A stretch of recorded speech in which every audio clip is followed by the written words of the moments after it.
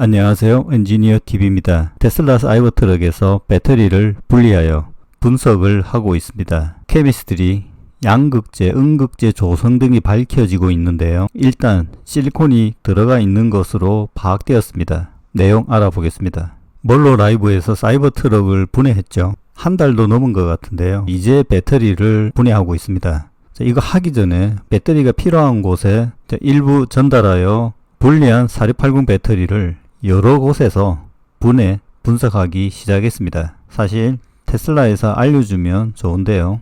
4680 시리즈 두 번째 젠2는 음극 쪽 마이너스 부분 뒷면이 이렇게 삼각형 형상이 들어가 있습니다. 플러스 앞면은 특별히 변한 것은 없고요. 위에 제너레이션 1과 밑에 제너레이션 2, 하단부가 중앙에 동 재질이 있는 것과 하단부에 보면 삼각형 같이 보이는 것이 젠2입니다. 외형상으로 보면 구분이 되는데요. 내부는 약간씩 변화를 줄 수 있습니다. 케미스트리 함량이겠죠.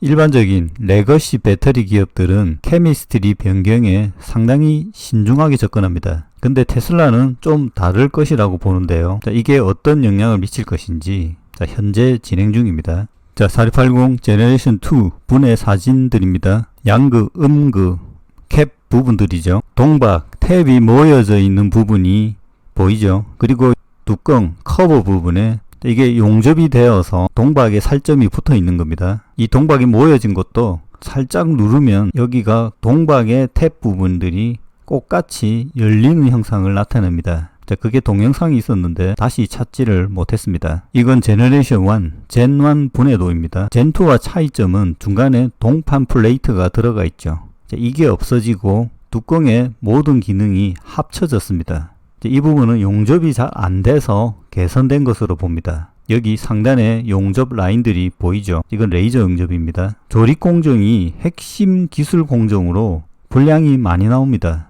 배, 조선도 용접이 중요하지만 배터리, 전기차도 용접 기술이 핵심 공정 중 하나입니다. 이건 한 곳에서 양극재 조성을 ICP로 분석한 건데요.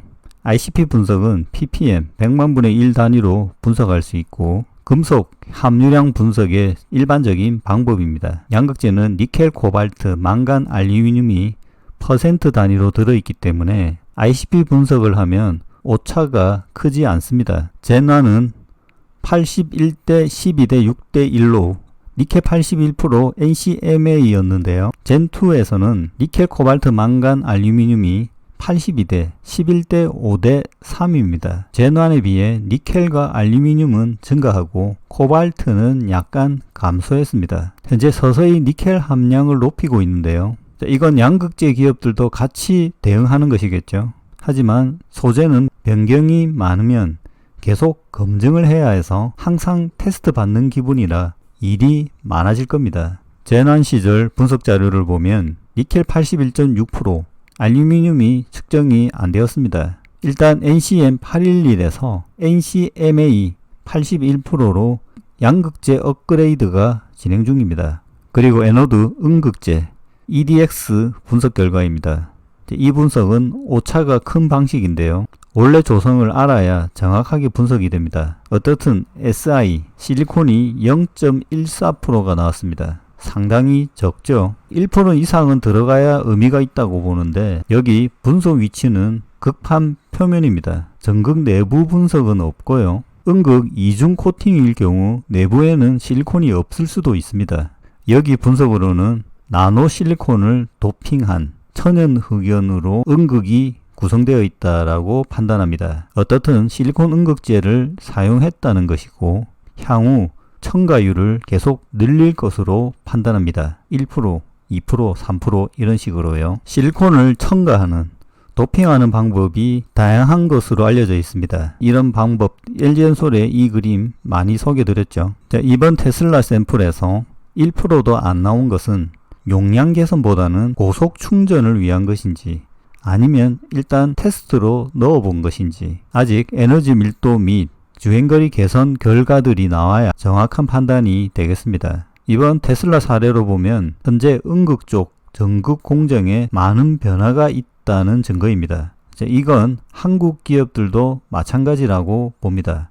일단 떠도는 자료들을 모아 에너지 밀도를 비교해보면 테슬라에게 공급하는 기업들을 보면 파나소닉, LG엔솔, 테슬라 자체 생산 두 가지 버전, 그리고 CATL의 LFP가 있습니다. 현재 LG엔솔의 2170은 파나소닉보다 약간 낫다는 인식이 있는데요. 저의 생각은 그렇지는 않을 걸로 보고요. 에너지 밀도는 LG께 더 높을 것으로 봅니다. 다만 양극재가 파나소닉이 NCA이기 때문에 파워 면에서는 더 양호할 수 있습니다.